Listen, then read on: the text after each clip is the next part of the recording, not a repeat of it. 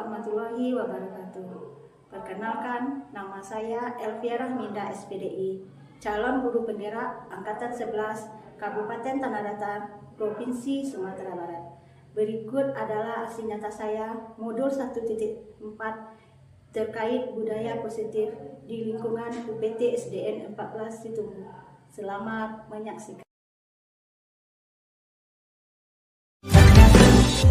Waktu terus berjalan, terus mengiringi langkah di kehidupan. Pengabdian, pengorbanan kita wujudkan mimpi-mimpi, berkarya untuk negeri Indonesia. Yang sama-sama kita hormati Ibu Kepala Sekolah UPT SDN 14 Situmbu, yang saya hormati Bapak dan Ibu Majelis Guru. Terima kasih atas waktunya. Hari ini mungkin saya mau berbagi praktik baik. Yang ini sebenarnya sudah kita laksanakan di sekolah kita. Namun nanti kalau seandainya ada slide atau materi yang saya sampaikan, mudah-mudahan materi ini menjadi inspiratif buat kita sebagai pendidik di sekolah. Mungkin materi yang saya sampaikan di sini adalah diseminasi budaya positif. Nah, budaya positif itu berawal dari diri kita, Bapak dan Ibu. Seperti yang dikatakan oleh Ki Hajar Dewantara, kita sebagai pendidik itu kita menyampaikan itu berpusat kepada murid. Jadi di sini kita di sekolah ini bukan kita yang dilayani, tapi kita adalah pelayan siswa. Nah, ini otomatisnya jadi kita mengajar itu sesuai dengan kodrat alam dan kodrat zamannya anak-anak. Kalau seandainya nanti ada kendala sama anak-anak, nah tumpuannya adalah kita, Bapak dan Ibu. Jadi kita tidak menyalahkan. Apa di sini diseminasi budaya positif yang saya apakan di sini? Mungkin nanti kita akan merenung, Bapak dan Ibu, di mana posisi kita, di mana posisi kita sebelumnya. Mudah-mudahan setelah kita gali lagi tentang diseminasi budaya positif, nah kita tahu bisa menempatkan kita menjadi satu tempat yang terbaik nantinya. Nah, di diseminasi budaya positif, sebelum apanya saya ajak dan Bapak dan Ibu dulu untuk merilekskan kepala, karena tadi kita sudah mengerjakan tugas. Nah, hari ini saya ajak Ibu dan Bapak untuk merilekskan sedikit dulu. Sebelum sedikitnya, ini ada sebuah kisah inspiratif dari dua ekor katak dengan air panas. Nah, nanti apa di sini yang bisa kita ambil dari katak dan inspiratif? Mungkin kita bisa melihat Bapak dan Ibu kisahnya seperti ini. Agar kalian bisa mendapatkan video motivasi dan kisah inspiratif lainnya. Ini dia kisahnya. Ada dua ekor katak yang hidup di rawa. Suatu hari dua katak itu ditangkap oleh seorang juru masak yang akan membuat olahan dari daging katak. Si juru masak merebus air di dalam panci hingga mendidih dan memasukkan katak pertama. Karena kepanasan, katak pertama langsung bereaksi dengan melompat keluar dari dalam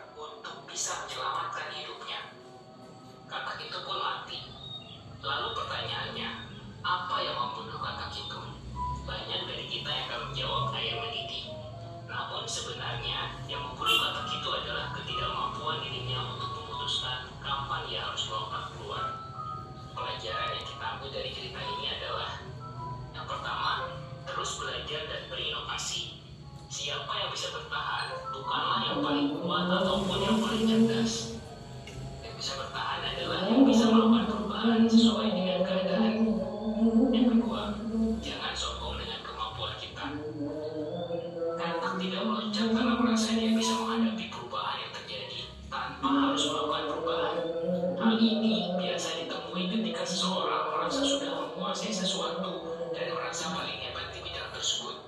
Kita sudah sering melihat perusahaan-perusahaan raksasa besar yang hilang akibat hal ini. Sebut saja Polaroid, Nokia maupun BlackBerry yang hilang setelah Android muncul. Mereka kalah persaingan karena merasa sudah paling hebat dan tidak dapat mengantisipasi perubahan yang terjadi. 3. Hindari zona nyaman. Cobalah melompat untuk mencari dan mencoba sesuatu yang baru. Melakukan hal yang sama setiap saat bisa jadi menghapus potensi yang ada pada dirimu. Yang keempat adalah berani keluar dari lingkungan kerja ataupun hubungan yang buruk. Ketika lingkunganmu hanya menjadi toksik bagi kehidupanmu, beranilah meninggalkannya. Itulah dia hikmah dari cerita katak dan air panas. Cerita ini bisa dijadikan Dari kata dan air panas, Bapak dan Ibu. Berarti apa yang bisa kita ambil di situ? Berarti kita sebagai pendidik berusahalah untuk keluar dari zona nyaman. Ya, kenapa hari ini kalau kita masih tetap berada di zona nyaman, ya seperti kata tadi lah kita, Bapak dan Ibu. Ya, kita tidak bisa menyelamatkan diri kita. Kita merasa kita paling bisa, kita merasa kita paling hebat. Ternyata di luar sana update ilmu semakin banyak. Ini kemudian saya mengajak Bapak dan Ibu kita kembali mengingat itu tentang disiplin positif. Mungkin ada Bapak dan Ibu yang sudah mengetahui apa itu disiplin positif. Mungkin ada di sini yang disiplin positif tuh kita coba inspirasi, kita buka kembali, taruhlah di tangan Anda, maaf Bapak dan Ibu, atau Anda atau B atau saya, kita membuka kepalan tangan kita. Tangan kita ini sedang dikepal. Nah, kita buka.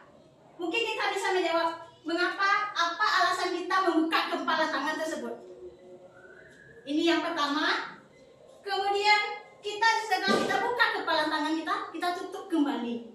Nah, kita juga punya alasan mengapa kepalan tadi kita tutup. Kemudian dalam kegiatan sesungguhnya, setelah kita buka, kita kepal tangan tadi, kita buka, kita tutup lagi, kita buka. Siapa yang memegang kendali? Pasti kita tahu yang membuka dan yang memegang kendali. Nah, disinilah Bapak dan Ibu yang memegang kendali disiplin positif di sekolah adalah kita sebagai seorang guru. Nah, ini Miss komisi yang memegang kontrol untuk murid. Selama ini kita menganggap ilustrasi yang mengontrol murid itu murid itu sendiri. Nah, sebenarnya itu ada kolaborasi antara kita dengan murid. Kemudian ilustrasi bahwa simulasi positif, efektif dan bermanfaat. Kata murid itu ini bermanfaat untuk saya. Ini bermanfaat. Nah, pegang kontrol bermanfaatnya dan efektifnya anak itu di tangan kita, Bapak dan Ibu. Kemudian ilustrasi bahwa kritik membuat orang merasa bersalah dan menguatkan karakter. Tidak. Kita kritik anak tersebut. Nah, berarti anak tersebut dia nanti mengaku, oh saya dikritik sama ibu. Tidak. Nah, disinilah nanti yang akan saya lihatkan kepada ibu. Nah, kemudian ini juga ada sebuah kisah. Mungkin kita bisa merenung dari kisah tersebut. Saya melihat kisah ini, ia menangis Bapak dan Ibu. Mungkin saya juga pernah mengalami seperti ini.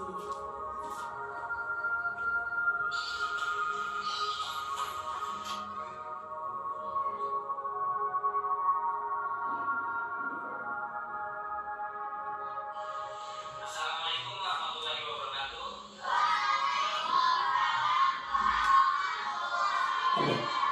Selamat ya anak-anak.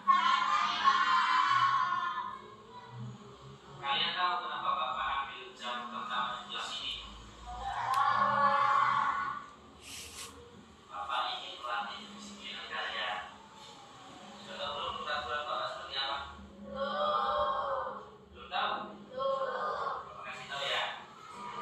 Bapak tidak akan memulai pelajaran kalau masih ada guru Bapak yang terlambat.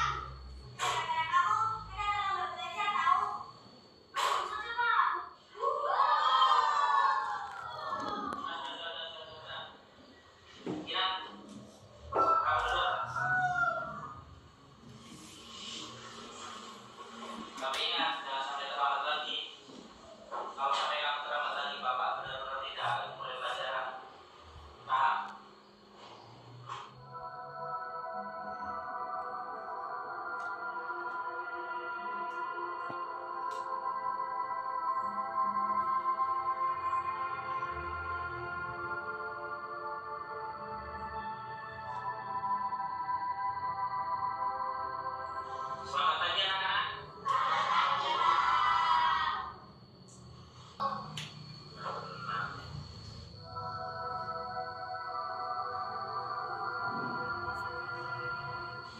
Bapak terapkan disiplin? Itu agar kalian nanti di SMP, SMA seterusnya agar bisa tepat waktu. Paham kalian? Harus patuh orang tua. Sini Om.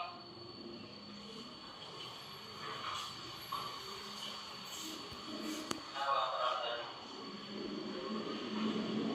Kenapa? Kenapa kamu lihat? Bapak kan sudah bilang, kamu sudah melakukan kajian teman-teman kamu di dalam pelajaran belajar kamu. Kenapa kamu terlambat? Sudah, tidak usah tanya alasan.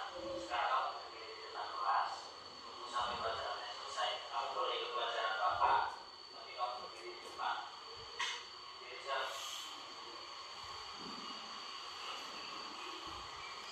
Untuk kalian yang seperti ini jangan dicontoh ya. Ini contoh anak yang tidak disiplin. Paham kalian?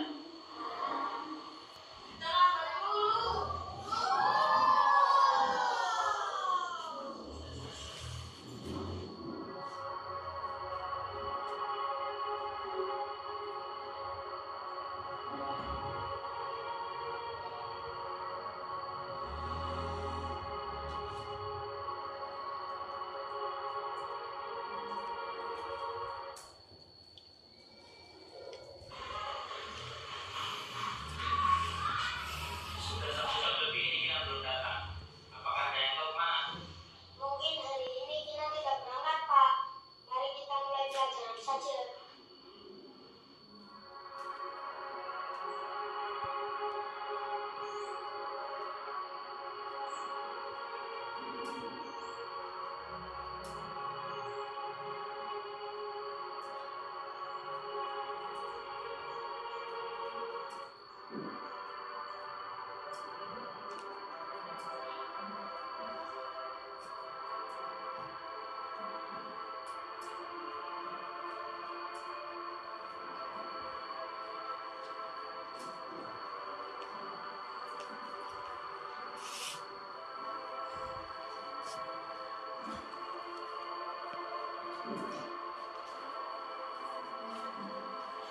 Selamat pagi anak-anak.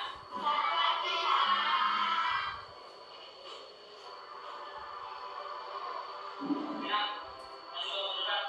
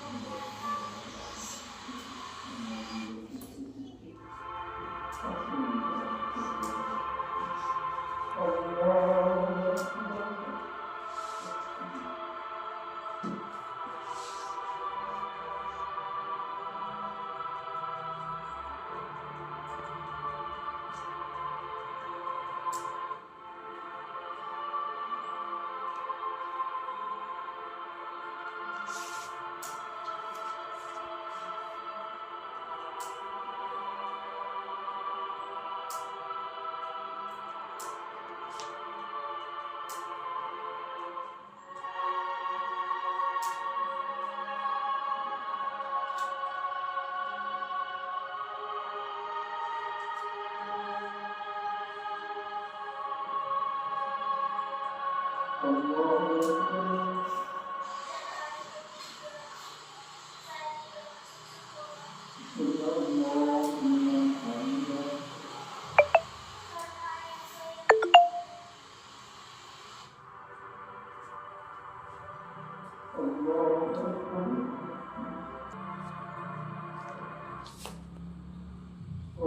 cerita inspiratif tadi Bapak dan Ibu, kita sebagai pendidik jangan langsung menghujat anak-anak kita. Jadi tujuannya kita dulu harus memahami seperti apa kondisi anak kita. Mungkin selama ini kita udah berbuat seperti itu, kita nggak tahu apa masalah anak. Contoh saja di rumah, dia mungkin kena marah sama orang tua, sampai di sekolah kita juga memarahi. Nah, di situ saya mengajak Bapak dan Ibu, kita lihat di sini ada segitiga restitusi yang harus kita hindari. Nah, segitiga restitusi kita selama ini mungkin melakukan ada berupa hukuman, konsekuensi, dan restitusi. Kenapa saya mengajak Bapak dan Ibu kita mengambil restitusi? Restitusi ini adalah membantu murid lebih memiliki tujuan. Tujuan disiplin positif, kita menginginkan anak tersebut adalah anak yang berkarakter. Berarti kita posisikan dulu tujuannya. Jangan kita paksakan kehendak kita. Kenapa? Restitusi bukan untuk menebus kesalahan, tidak. Namun untuk belajar dari kesalahan. Kita arahkan anak tersebut, dia fokus nanti seperti apa, dia tahu dengan kesalahannya. Kemudian restitusi juga memperbaiki hubungan. Mungkin selama ini kita hujat sebagai penghukum. Restitusi tawaran tapi bukan paksaan. Kemudian restitusi ini fungsinya itu menuntun untuk melihat ke dalam diri. Kita melihat dia menemukan jati dirinya sendiri.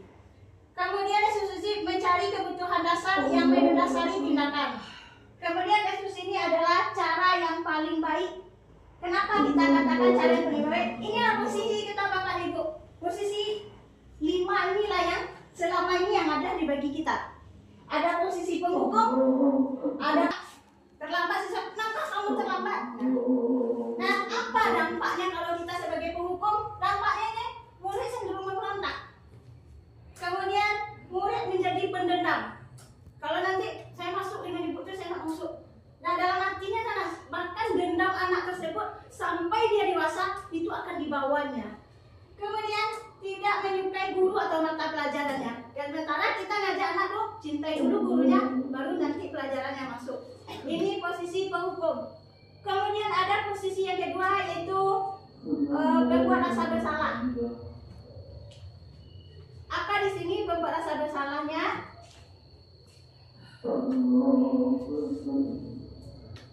Nah, di sini ciri-ciri berbuat rasa bersalah itu nadanya tenang.